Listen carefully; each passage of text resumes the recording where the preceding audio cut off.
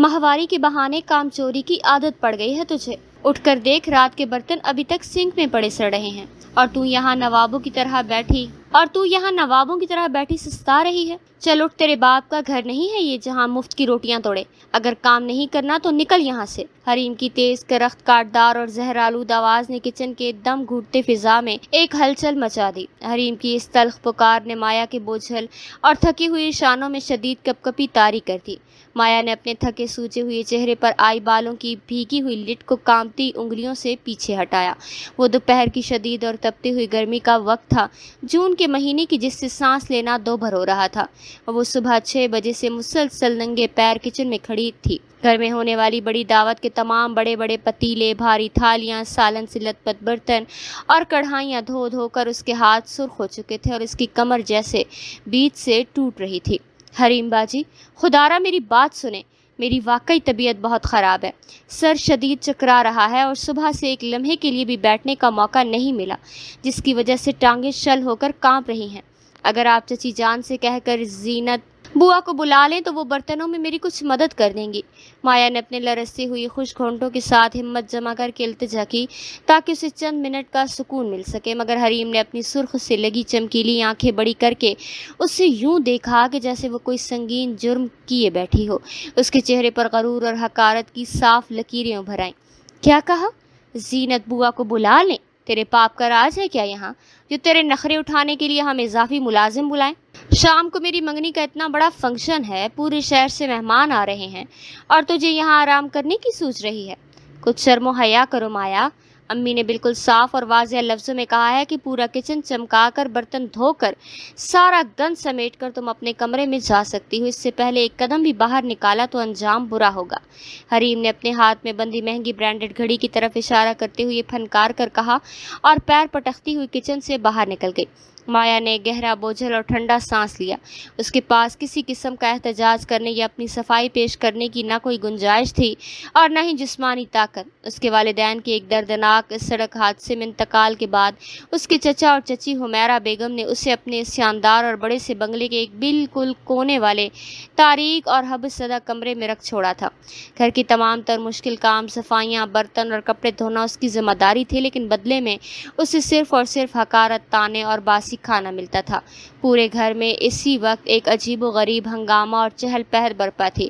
وجہ یہ تھی کہ ان کا چچا زاد بھائی شہرام خان لندن سے اپنی اعلیٰ ترین بزنس ایڈمنسٹریشن کی ڈگری مکمل کر کے اور وہاں کامیاب کاروبار کے مواقع قائم کر کے کل رات ہی پاکستان واپس لوٹا تھا۔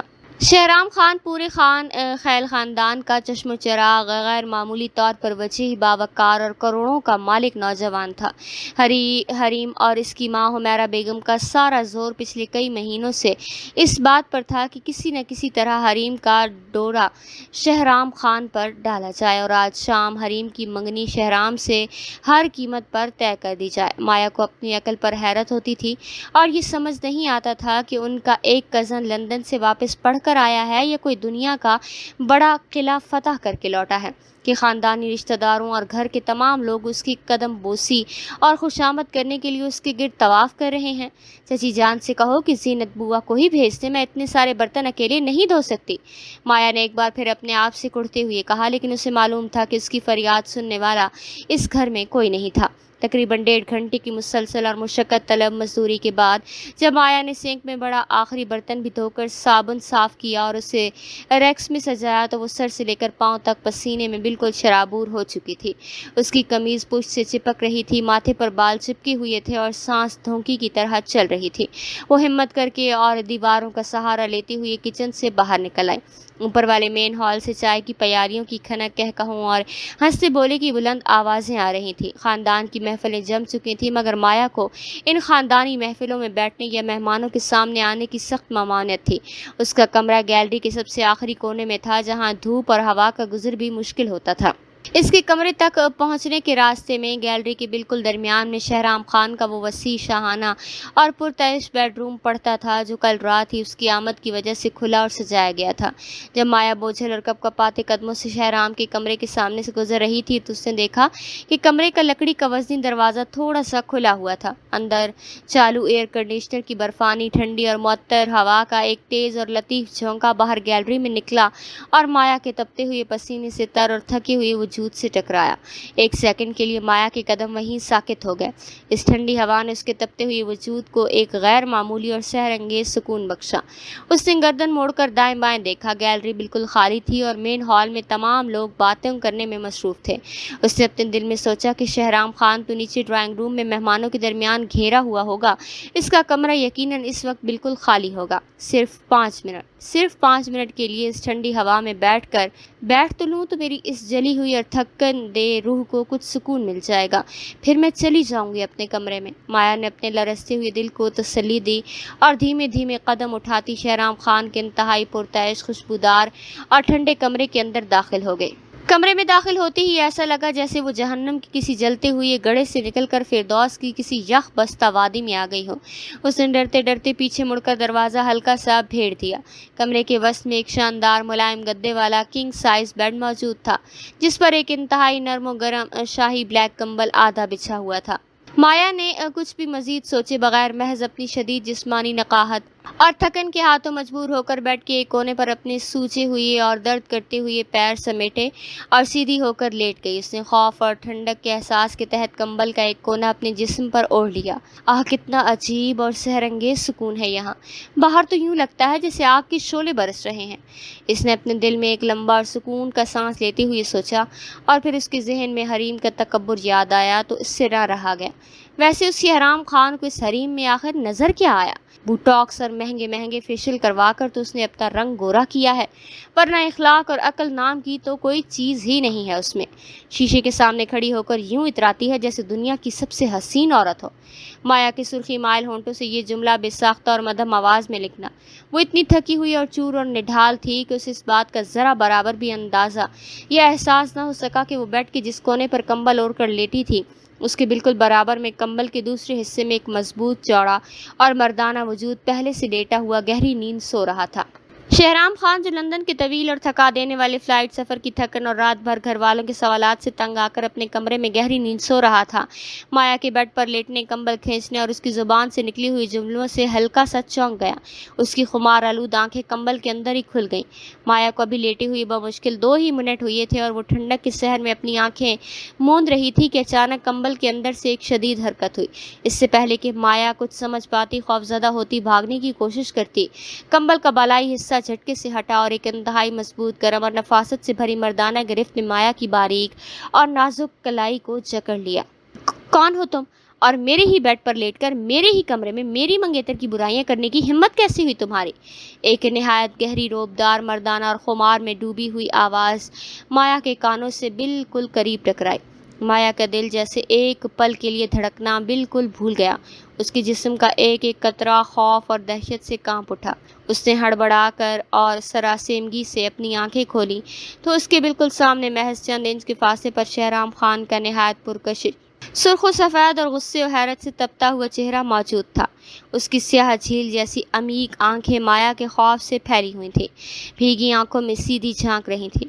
شہرام کے وجود سے مہنگے فرینچ پرفیوم اور سندل کی ایک بے حد دل نشین اور نشہ آور خوشبو آ رہی تھی جو پورے ماحول پر چھائی ہوئی تھی۔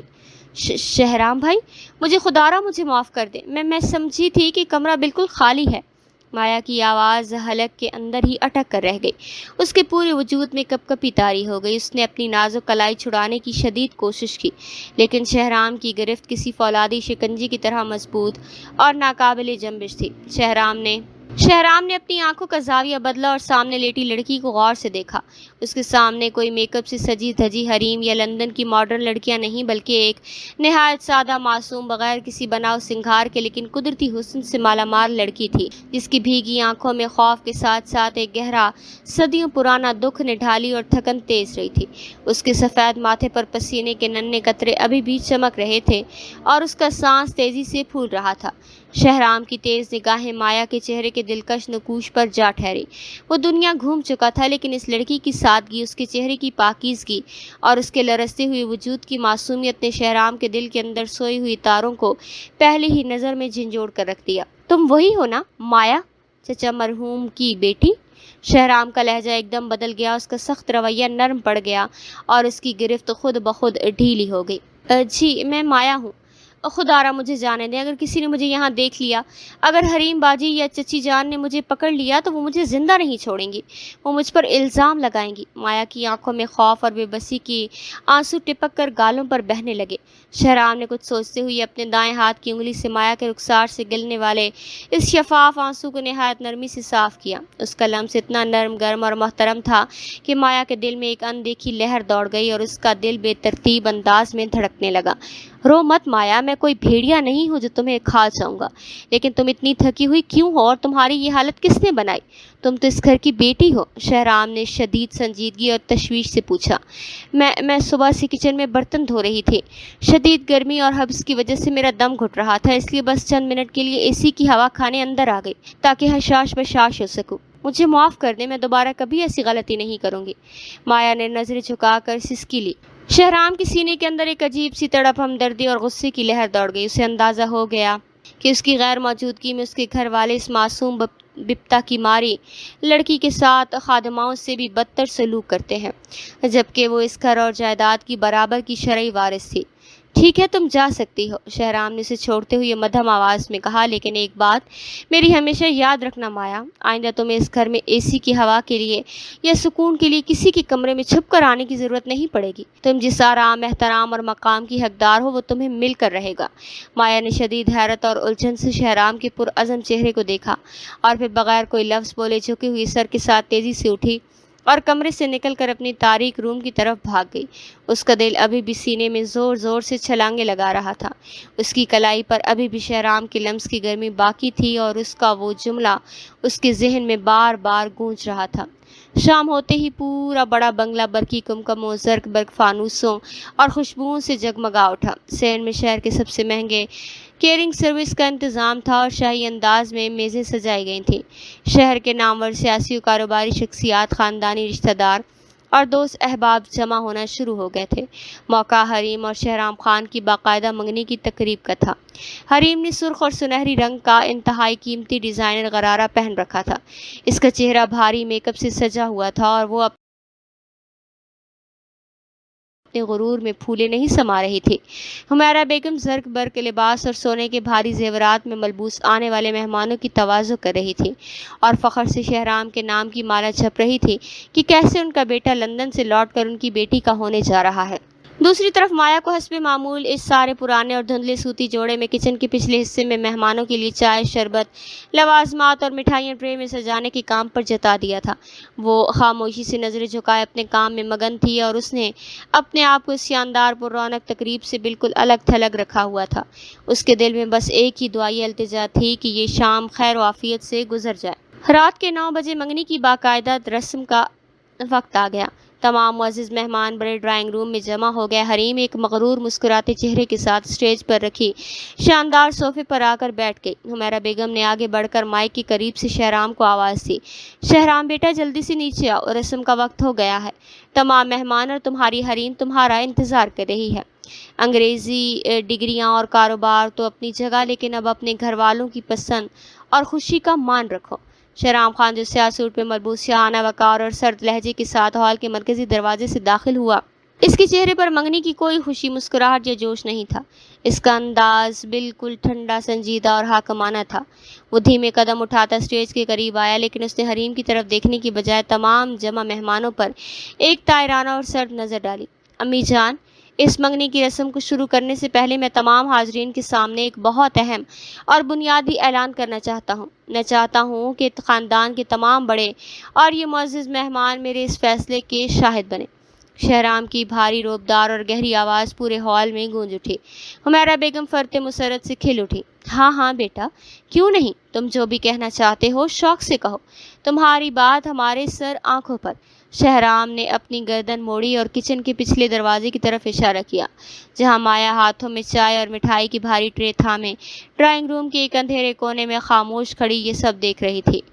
مایا، یہاں آگے آؤ، شہرام نے بلند اور واضح آواز میں پکارا۔ پورا حال ایک سیکنڈ میں ساکت ہو گیا۔ ہونٹوں کی کھٹ پٹ بند ہو گئی۔ مایا کے ہاتھ سے ٹرے چھوٹتے چھوٹتے بچی۔ اس کا رنگ زرد پڑ گیا اور وہ گھبرا کر چاروں طرف دیکھنے لگی۔ حمیرہ بیگم اور حریم کے چہرے کا رنگ ایک دم فک ہو گیا۔ شہرام، یہ کیا بدتمیزی اور ڈرامہ ہے؟ اس کام والی ملازمہ لڑکی کو اس معزز محفل میں آگے بلانے کی کیا تک ہے؟ حریم نے غصے سے تلملا کر صوفے سے اٹھتے ہوئے کہا۔ شہرام نے حریم کی بات کو مکمل طور پر نظر انداز کیا اور خود پر اعتماد قدم اٹھاتا ہوا کونے میں کھڑی مایا کے پاس پہنچ گیا۔ اس نے نہایت احترام کے ساتھ مایا کے کانپتے ہوئے ہاتھ سے وہ بھاری ٹرے لی، اسے قریب رکھی میز پر رکھا اور پھر سب کے سامنے پورے خاندان کی موجودگی میں مایا کا نازک اور یخ ٹھنڈا ہاتھ اپنے ہاتھ میں تھام لیا۔ ہال میں موجود تمام مہمانوں اور رشتہ داروں کے منہ فرتے حیرت اور صدمے سے کھلے کے کھلے رہ گئے۔ شہرام، یہ کیا ڈرامہ ہے؟ چھوڑو اس کا ہاتھ، حمیرہ بیگم نے چنگھاڑتے ہوئے آگے بڑھ کر کہا۔ شہرام خان نے سرد سخت اور ناقابل تسخیر نگاہوں سے اپنی ماں کو دیکھا اور پھر پورے ہال کو مخاطب کرتے ہوئے بولا، یہ کوئی ڈرامہ نہیں ہے امی جان، یہ میری زندگی کا سب سے بڑا اور حتمی فیصلہ ہے۔ میں حریم سے منگنی نہیں کر رہا، جس لڑکی کو میں نے اپنے دل کی ملکہ، اپنے گھر کی عزت اور اپنی زندگی کا شریک سفر منتخب کیا ہے وہ مایا ہے۔ شہرام نے سرد سخت اور ناقابل تسخیر نگاہوں سے اپنی ماں کو دیکھا۔ شہرام کے اس غیر متوقع اور دھماکے دے اعلان نے پورے ڈرائنگ روم میں ایک بھیانک زلزلہ برپا کر دیا۔ ہال میں موجود تمام رشتہ دار اور مہمانوں میں شدید کانا پھوسی شروع ہو گئی۔ حریم کی چہرے کی تمام تر سرخیاں زائل ہو گئیں اور وہ غصے، ذلت اور حسد سے کانپنے لگی۔ حمیرہ بیگم کا بلڈ پریشر لمحوں میں آسمان کو چھونے لگا اور ان کی آنکھوں میں خون اتر آیا۔ شہرام، تم بالکل پاگل ہو گئے ہو، لندن جا کر تمہاری عقل گھاس چرنے چلی گئی ہے، حمیرہ بیگم نے چیختے ہوئے کہا۔ تم اس بے نام لاوارث اور ہمارے گھر کی مفت روٹیاں توڑنے والی لڑکی سے شادی کرو گے؟ اس کی اوقات کیا ہے؟ یہ تو اس گھر کی خادمہ اور ملازمہ ہے۔ مایا کے آنسو بے تحاشا گالوں پر بہنے لگے۔ اس نے اپنے آپ کو انتہائی گنہگار محسوس کرتے ہوئے اپنا ہاتھ شہرام کی گرفت سے چھڑانے کی شدید کوشش کی۔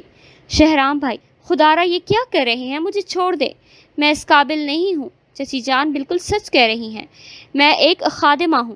مگر شہرام نے مایا کے ہاتھ پر اپنی گرفت مزید مضبوط کر لی۔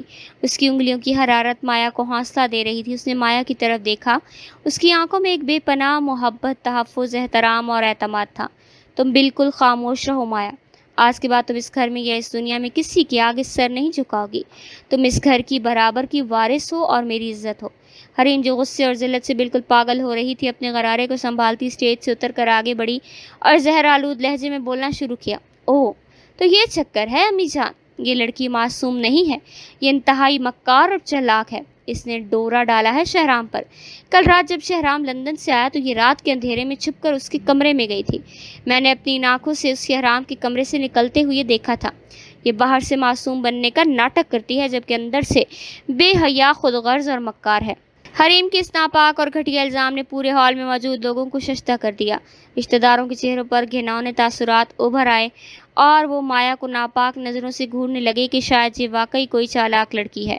مایا کا وجود جیسے بے جان ہو گیا۔ نہیں حریم باجی، خدا کے لیے اتنا بڑا جھوٹ مت بولیں، میں بس گرمی اور تھکن کی وجہ سے 5 منٹ کے لیے اے سی کی ہوا۔ مایا کی آواز شدید سسکی اور ہچکیوں میں ڈوب گئی۔ حمیرہ بیگم نے فوراً اس موقع کا فائدہ اٹھایا۔ دیکھ لیا تم نے شہرام، تمہاری آنکھوں پر اس لڑکی نے پٹی باندھ دی۔ یہ لڑکی تمہارے کمرے میں رات کو گئی تھی، یہ تمہیں اپنے جال میں پھنسانے کے لیے ہر حد پار کر سکتی ہے۔ ایسی ناپاک اور بے حیا لڑکی کو ہم اپنے خاندان کی بہو کیسے بنائیں بھلا؟ ہال میں موجود تمام مہمان اب مایا کو حقارت اور افسوس سے دیکھنے لگے۔ مایا کو لگا جیسے دنیا اس کے قدموں تلے سے نکل گئی، اس کا سر چکرانے لگا اور وہ زمین پر گرنے ہی والی تھی کہ شہرام خان نے اسے اپنے قوی اور مضبوط بازوؤں کے گھیرے میں سنبھال لیا۔ شہرام کی سیاہ آنکھوں میں شدید غضب، حقارت اور غصے کی بھیانک آگ بھڑک اٹھی۔ اس نے ہال میں موجود تمام لوگوں اور اپنے گھر والوں پر ایک سرد، خوفناک اور حاکمانہ نگاہ ڈالی۔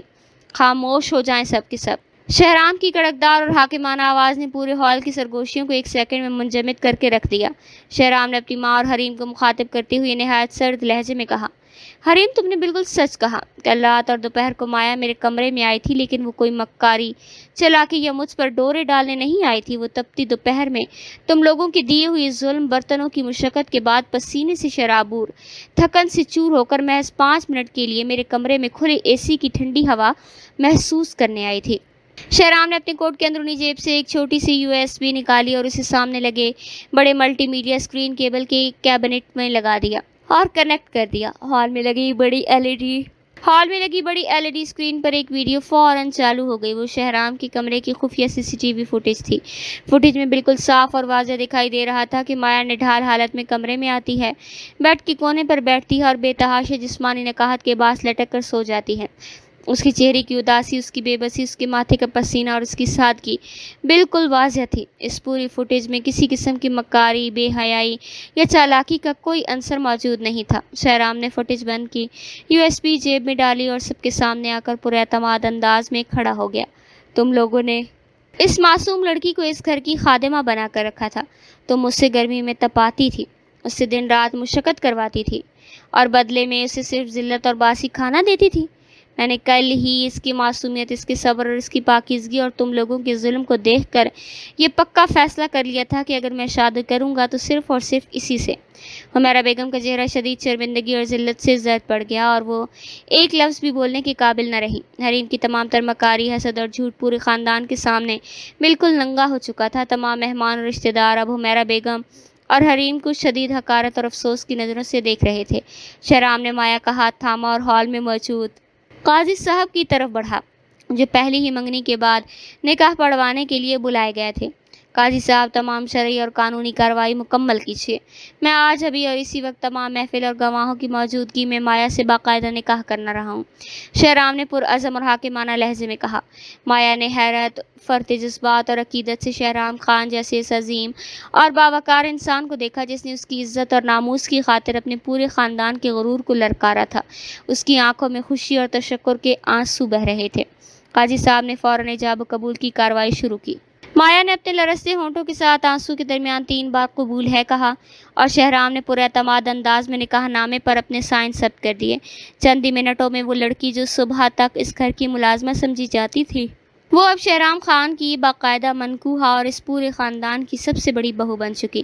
نکاح کی رسم مکمل ہوتے ہی تمام مہمانوں نے ہمیرا بیگم اور حریم کو ان کے ظلم پر لعن طعن کرتے ہوئے اور افسوس جتاتے ہوئے وہاں سے جانا شروع کر دیا۔ حریم اپنے ہی بنائے ہوئے حسد اور مکارانہ چالوں کے گڑھے میں گر کر چیختی چلاتی ہوئی اپنے کمرے میں جا کر بند ہو گئی۔ ہمیرا بیگم ایک دم تنہا اپنے غرور اور چالوں کی بھیانک شکست پر صوفے پر ڈھیر ہو چکی تھی اور ان کی تمام شاطرانہ صلاحیتیں خاک میں مل چکی تھی۔ شہرام خان نے مایا کو کسی کی طرف دیکھے یا کسی کا طعنہ سننے کا موقع بھی نہ دیا۔ اس نے نہایت احترام سے مایا کا ہاتھ اپنے ہاتھ میں تھاما اور اسے اپنی پرتعیش خوشبودار کمرے میں لے آیا۔ کمرے میں داخل ہوتی شہرام نے اندر سے وزنی لکڑی کا دروازہ لاک کیا۔ مایا، جو ابھی تک فرط جذبات، خوشی اور حیرت سے کانپ رہی تھی، اپنے آنسو کو نہ روک سکی اور ایک دم آگے بڑھ کر شہرام کی کشادہ، گرم اور مضبوط سینے سے جا لگی۔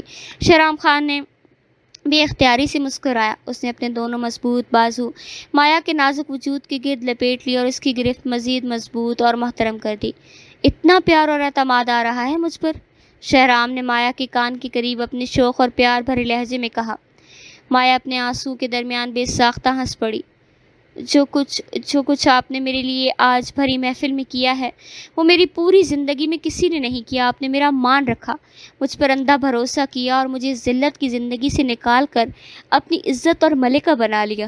شہرام نے مایا کا چہرہ اپنے دونوں ہاتھوں کے پیالے میں تھاما اور اس کی چمکتی ہوئی پیشانی پر ایک لمبا، پاکیزہ، محترم اور محبت بھرا بوسہ دیا۔ گیری کی اصلی پہچان ہمیشہ سچے جوہری کو ہی ہوتی ہے مایا۔ میں نے تمہیں پہلی ہی نظر میں پہچان لیا تھا کہ تم اس دنیا کی سب سے نایاب، پاکیزہ اور مخلص لڑکی ہو اور تم صرف اور صرف میرے لیے ہی بنی ہو۔ شہرام نے اسے مزید اپنے قریب کرتے ہوئے مدھم آواز میں کہا۔ میں نے لندن میں اپنے نئے گھر، بزنس اور جاب کا تمام سیٹ اپ مکمل کر لیا ہے۔ ہم کل ہی کی فلائٹ سے یہاں سے ہمیشہ کے لیے لندن شفٹ ہو رہے ہیں۔ میں تمہیں اس ظالم، حسد کرنے والے اور زہریلے لوگوں کے درمیان ایک دن بھی نہیں چھوڑوں گا۔ میں تمہیں اس دکھوں بھری دنیا سے بہت دور لے جاؤں گا، جہاں صرف میں ہوں گا، تم ہوں گی اور ہماری بے پناہ محبت ہوگی۔ مایا نے شکر گزاری اور سکون کے ساتھ شہرام کے سینے میں اپنا چہرہ چھپا لیا۔ اس کی زخمی روح کی وہ تمام تر سکون، تحفظ اور محبت مل چکی تھی جس کی وہ پچھلے کئی سالوں سے پیاسی تھی۔ کمرے کی ٹھنڈی ہوا میں ان دونوں کی پاکیزہ محبت کا نغمہ گونجنے لگا۔ خارج میں حریم اور حمیرہ بیگم اپنی ہی بوئی ہوئی نفرت اور تکبر کی زہرآلود فصل کاٹ رہی تھی، جبکہ اندر مایا شہرام خان کی دی ہوئی بے پناہ محبت، تحفظ اور عزت کے سائے میں اپنے ایک نئے روشن، پرمسرت اور ناقابل تسخیر مستقبل کا شاندار آغاز کر رہی تھی۔